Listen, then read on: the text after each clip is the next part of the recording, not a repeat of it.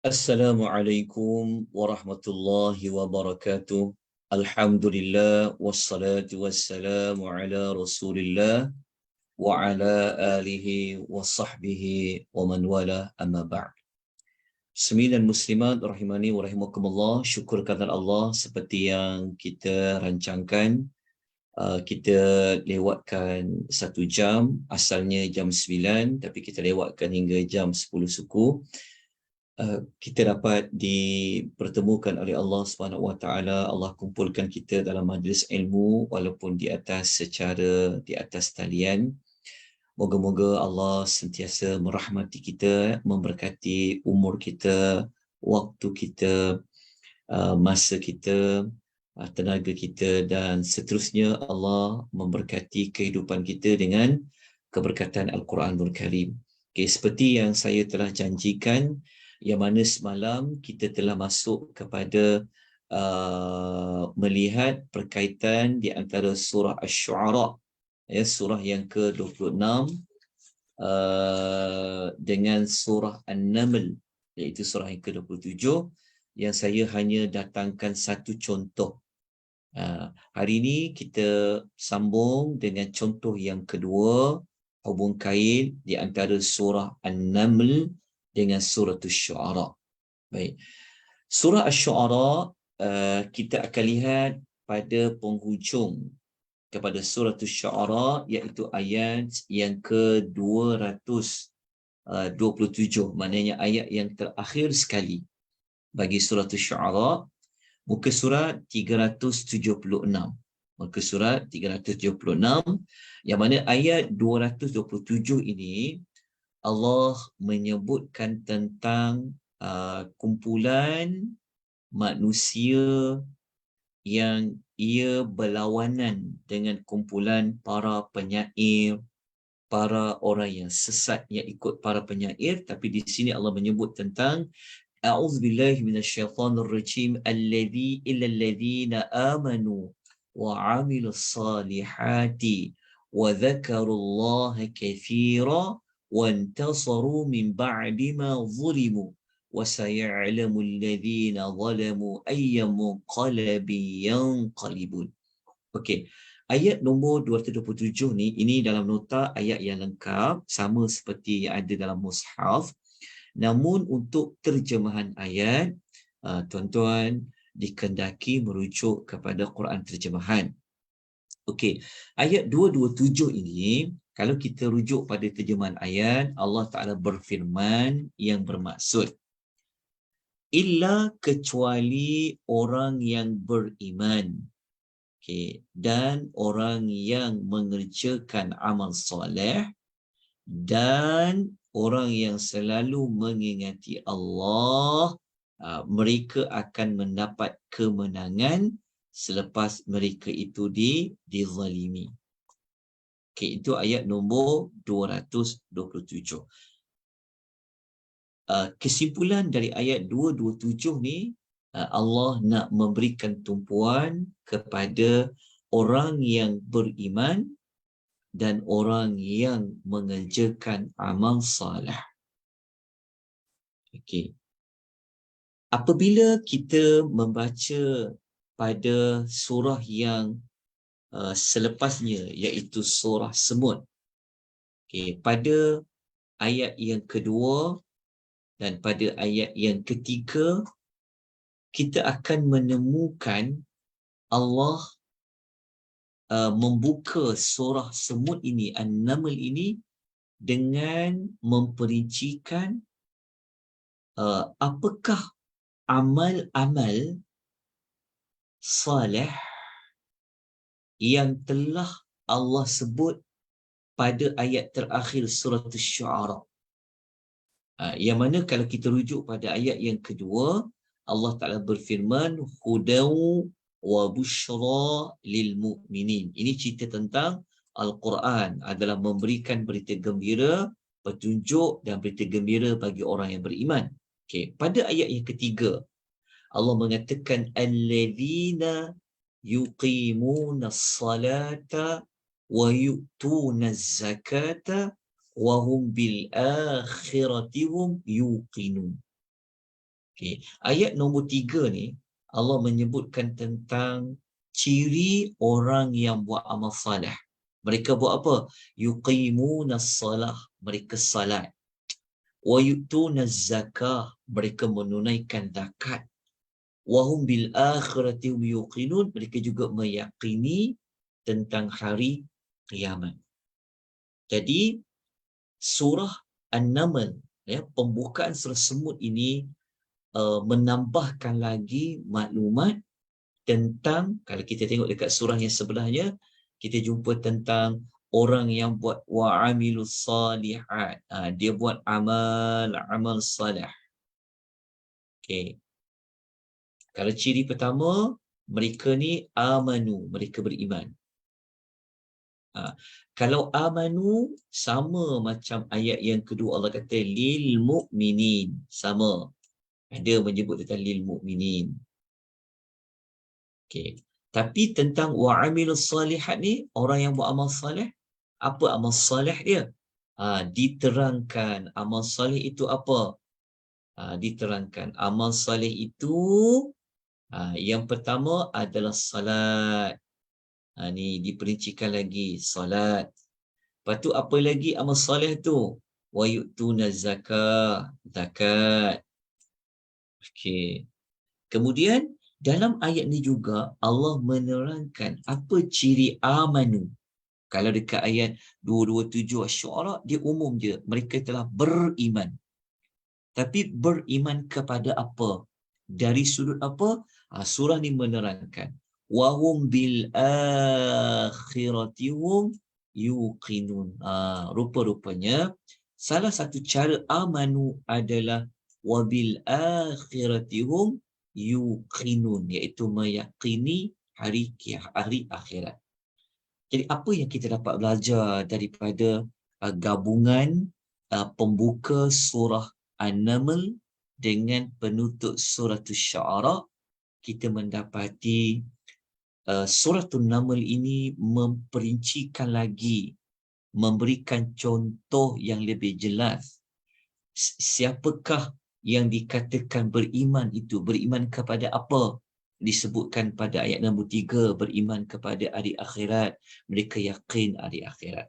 Lepas tu pada ayat 227 menyebutkan mereka telah melakukan amal soleh. Apa amal soleh itu? Diterangkan pada ayat yang ketiga, salat dan juga menunaikan zakat. Jadi kita dapat kesimpulan di sini, bagaimanakah peletakan surah Semut ini. Pembukaannya ada kaitan dengan ayat yang terakhir pada surah yang sebelumnya. Okay. Jadi kita teruskan mencari lagi perkaitan, persamaan, pertautan di antara surah-surah Al-Quran. Kita nak terus pergi kepada surah Al-Qasas dengan surah Semut. Okey, untuk surah An-Naml ini, kita kena tengok pada ayat-ayat yang hujung bagi surah An-Naml. Kenapa kita nak tengok yang hujung? Kerana kita nak terus pergi kepada surah yang sebelah dia, iaitu Al-Qasas. Maksudnya kita kena ambil yang hujung ayat Naml untuk kita lihat awal-awal bagi surah yang sebelahnya, selepasnya itu Al-Qasas. Okey, kita tengok ayat nombor 92 surah An-Naml.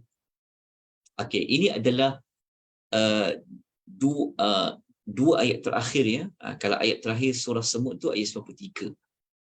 Okey, dekat ayat 92 ni kita menemukan Allah menyebutkan tentang Al-Quran. Kat sini Allah kata, okey, cuba tengok ayat nombor 92. Jumpa tak ayat 92 di dalam mushaf muka surat 385. 385. Okey, jumpa. Okey, kita tengok ayat nombor 92 ni Allah menceritakan tentang wa an atluwal Qur'ana. Ini Allah menyebutkan tentang apa? Ini adalah perintah, ya, kepada Rasulullah supaya Rasulullah ini sentiasa tilawatul Quran. Jumpa perkataan atluwal Quran. Allah perintahkan kepada Nabi SAW supaya sentiasa membaca Al-Quran. Okay, ini fokus ayat 92. Apabila kita baca apabila kita baca pada surah yang selepasnya Al-Qasas, ayat yang mula-mula awal-awal bagi surah Al-Qasas, kita tengok ayat yang kedua. Ayat yang kedua, Allah menyebutkan tentang tilka ayatul kitabil mubin. Di sini kita menemukan penyebutan tentang Alkitab. So Alkitab ni apa? Alkitab ni juga sebenarnya adalah Al-Quran. Al-Quran adalah Alkitab. Alkitab juga sebenarnya adalah Al-Quran. Okey, maknanya nama lain bagi Al-Quran adalah Alkitab. Nama lain bagi Alkitab juga adalah Al-Quran. Jadi, penutup surah semut menyebutkan tentang sentiasa membaca Al-Quran. Maknanya tentang Al-Quran yang sentiasa dibacakan. Manakala pembuka bagi surah Al-Qasas menyebutkan tentang ayat-ayat di dalam Alkitab itu, di dalam Al-Quran itu yang kena baca tu ayat-ayatnya apa? Al-Mubin. Ayat-ayatnya jelas, terang dalam menerangkan sesuatu. Jadi kombinasi antara pembuka surah Al-Qasas dengan penutup surah An-Naml ini adalah dari sudut apa? Menyebutkan tentang Al-Quranul Karim yang kena sentiasa baca. Apabila baca, nanti akan temukan ayat-ayatnya jelas. Zatilka ayatul kitabil mubin. Okay. Kita teruskan dengan sudut yang kedua. Okey. Dekat surah An-Naml juga, kita gunakan ayat yang sama, iaitu ayat 92, tapi kita nak fokus pada sudut lain. Okey, kita tengok dekat ayat 92 yang kita baca tadi tu, kan kita sebut tentang Quran, tapi dekat sini kita nak sebut tentang golongan yang dapat hidayah, golongan yang sesat. Lepas tu kalau ayat 92 ni kita jumpa perkataan famanih tada, sesiapa yang Allah Ta'ala memberi dia petunjuk dia. Lepas tu waman dhalla, orang yang sesat. Okey, jadi ayat 92 dia sebut secara umum sahaja. Ada manusia yang Allah ihtada, Allah bagi dia hidayah. Ada manusia yang Allah Ta'ala jadikan dia itu sesat. Okey. Apabila kita baca surah selepasnya Al-Qasas, ayat nombor 3, Allah ada menerangkan, Allah ada bagi contoh. Nak tahu siapa yang famanih tada, dalam ayat 3 menyebutkan tentang namanya Musa. Lepas tu siapa yang waman dhalla, jawapannya adalah Fir'aun. Jadi apabila kita kombinasikan kedua-dua surah ini, kita mendapati kedua-duanya saling menguatkan, memberikan lebih kefahaman, memberikan lebih tafsiran kepada siapa itu famanih tada.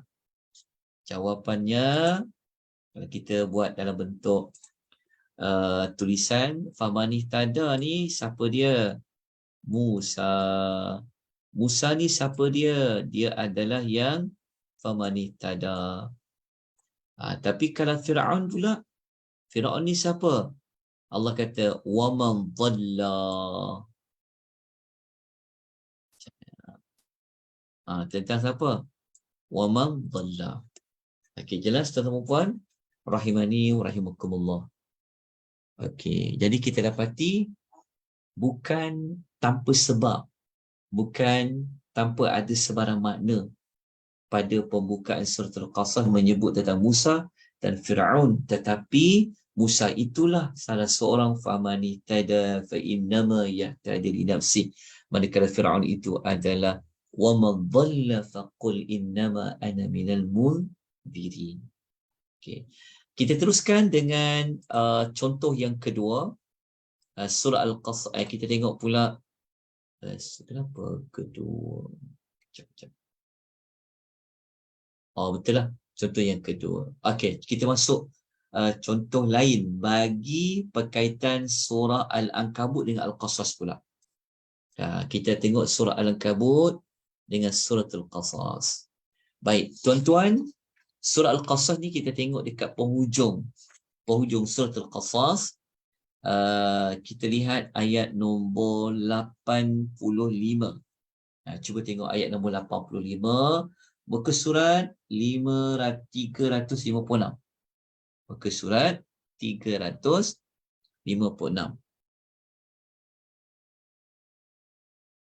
Okey. Dah jumpa dah tuan-puan ayat nombor 85? Okey, ayat nombor 85 ni surah Al-Qasas, Allah Ta'ala berfirman, ayat ni saya ambil separuh saja, sepatutnya dia ada lagi ni. Dia selepas lepas ma'ad ni dia ada lagi ayat dia. Okey, tapi saya ambil daripada depan dan saya potong sampai ma'ad.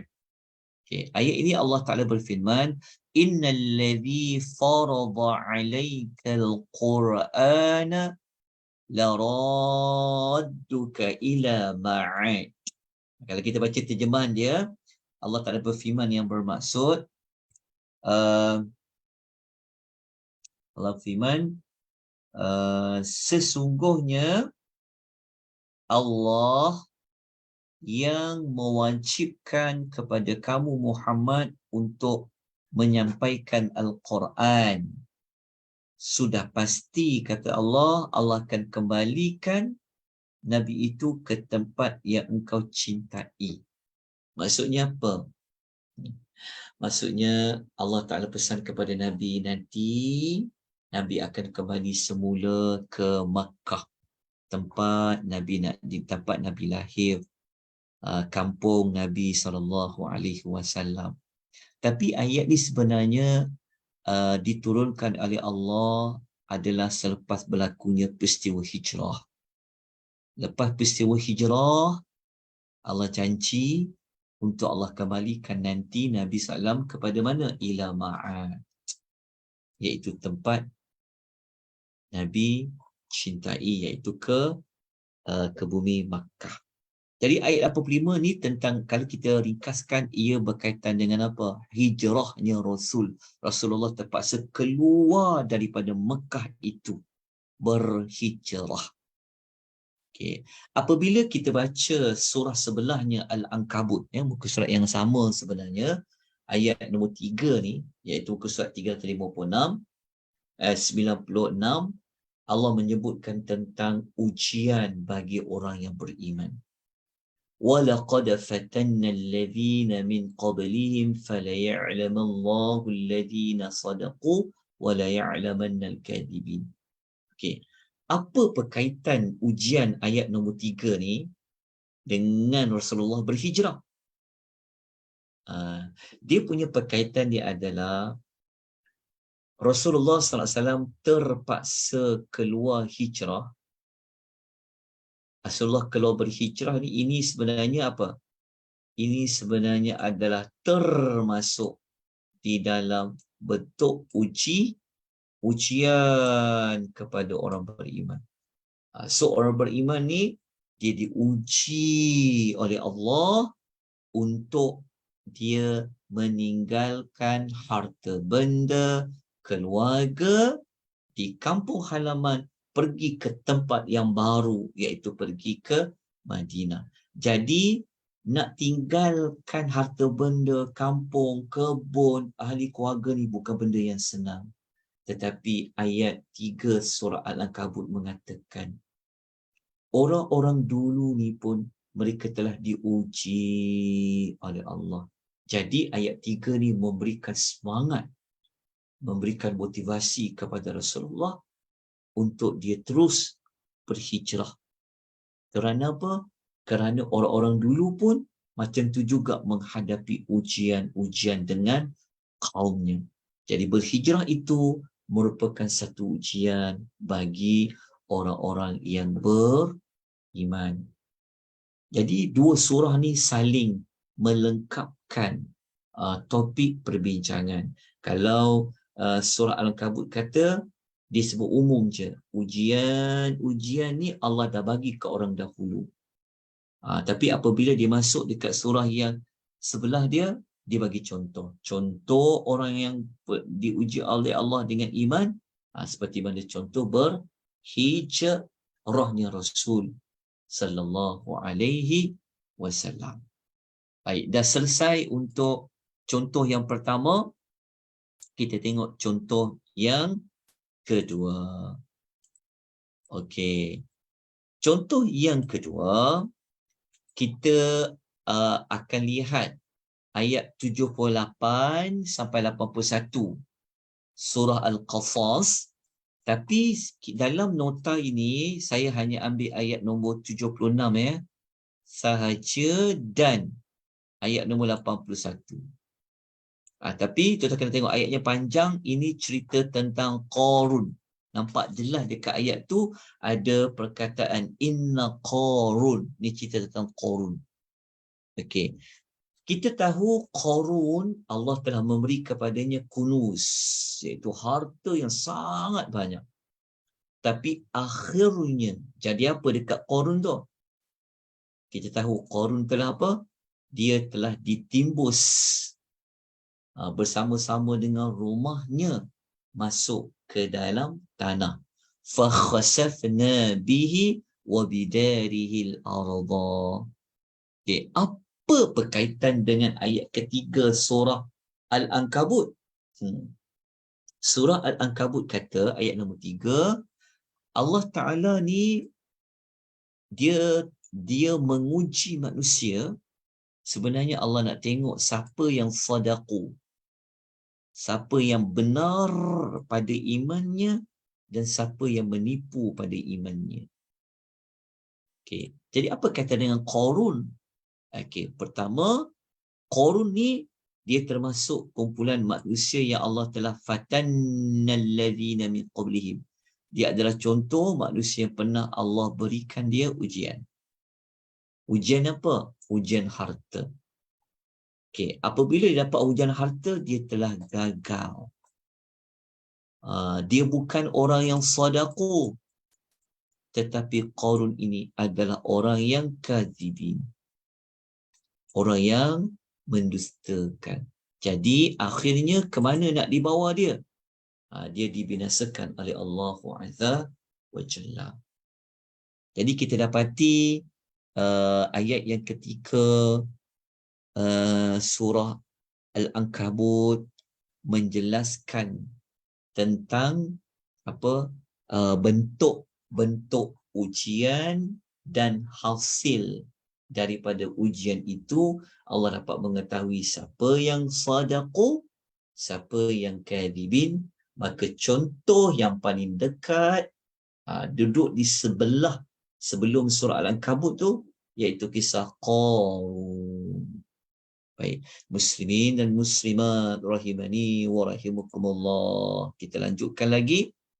Sedikit lagi kita nak tengok contoh surah Al-Ankabut dengan surah Ar-Rum. Okey, surah Al-Ankabut dengan surah Ar-Rum. Surah Al-Ankabut kita kena tengok yang hujung-hujung.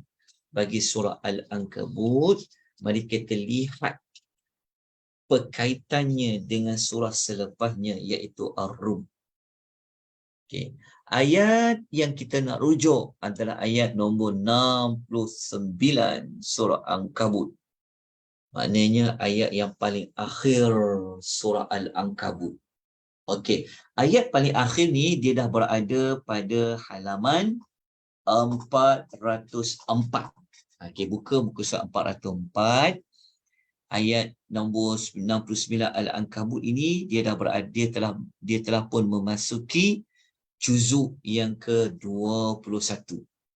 Okay, kalau kita baca ayatnya Allah menyebut tentang walladzina jahadu fina lanahdiyannahum subulana wa innallaha lama'al muhsinin. Okey, ayat ni Allah menyebutkan tentang siapa sebenarnya.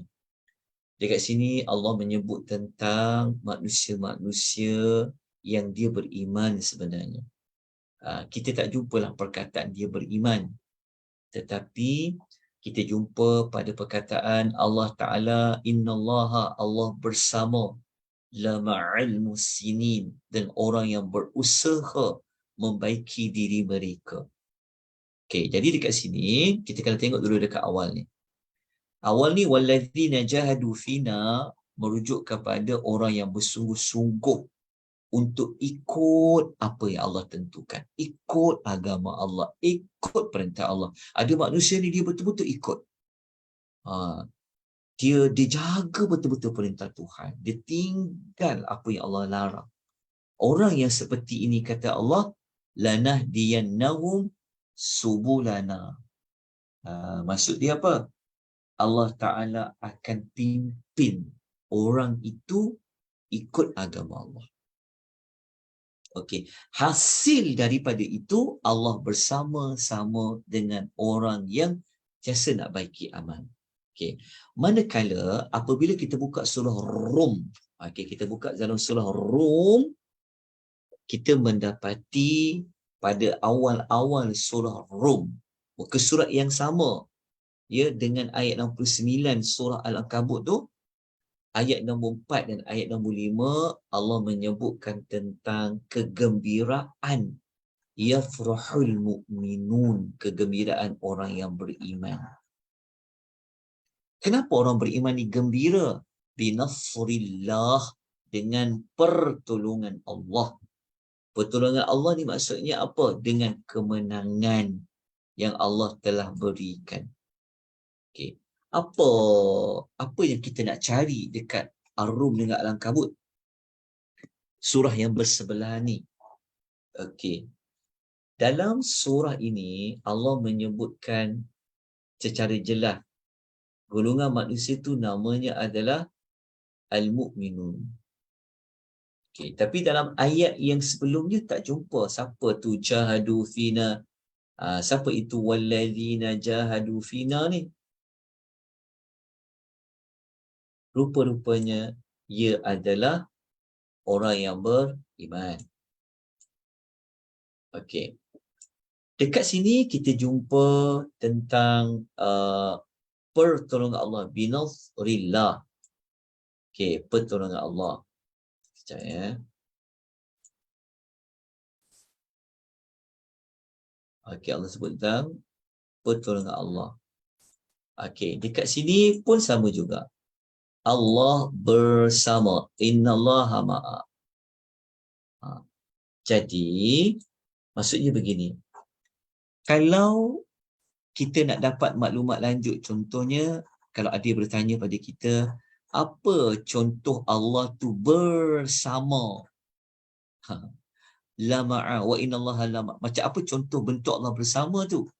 Antara kebersamaan Allah itu Allah bagi pertolongan. Kebersamaan Allah itu dengan Allah memberikan kemenangan. Binasrillah. Itulah contoh kebersamaan Allah. Dekat ayat 69 surah Al-Ankabut sebut umum je. Allah bersama orang yang memperbaiki amalnya. Tapi surah Rum kata contoh Allah tu bersama, apa dia?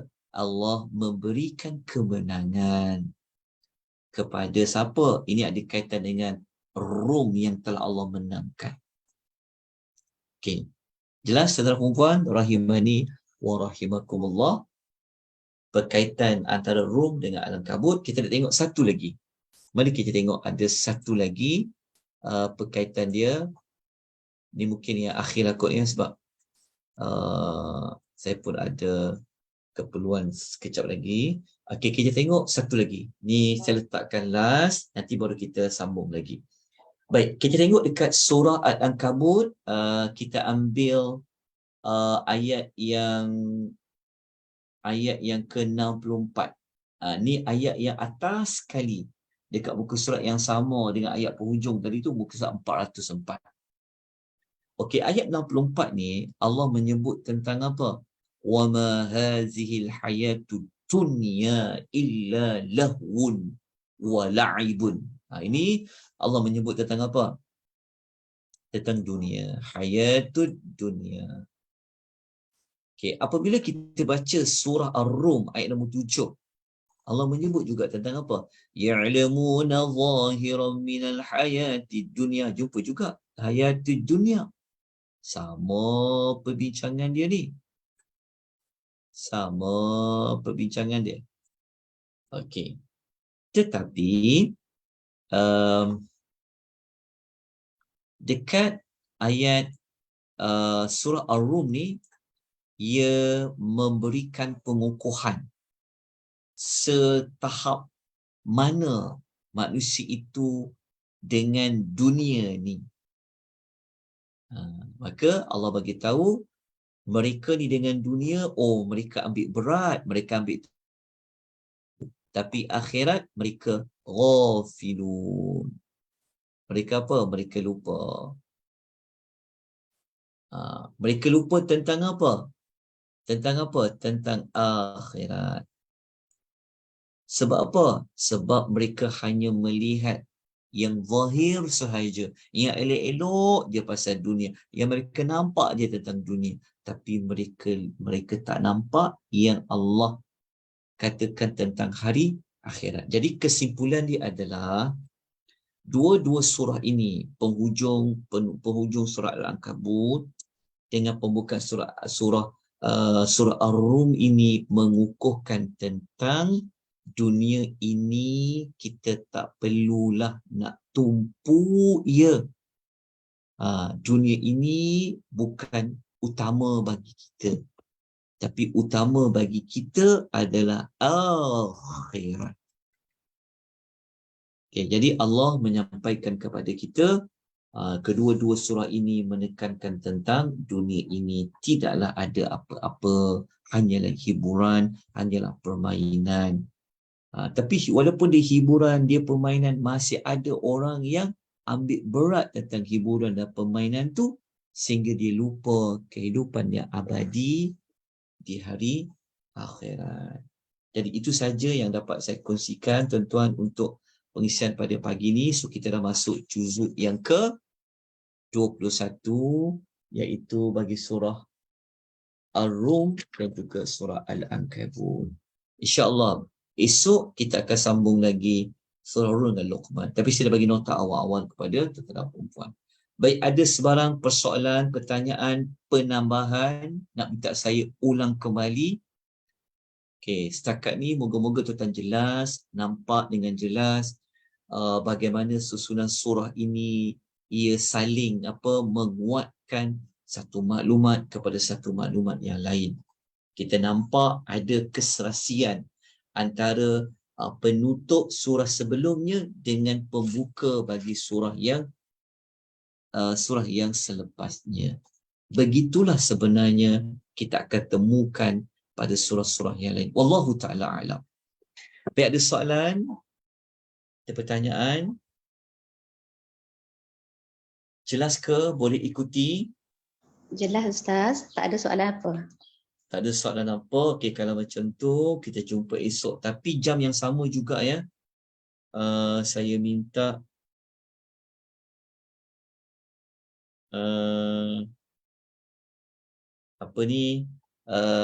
kita mula jam 10 suku ya. Sebab saya ada program khas jam 9 hingga jam 10.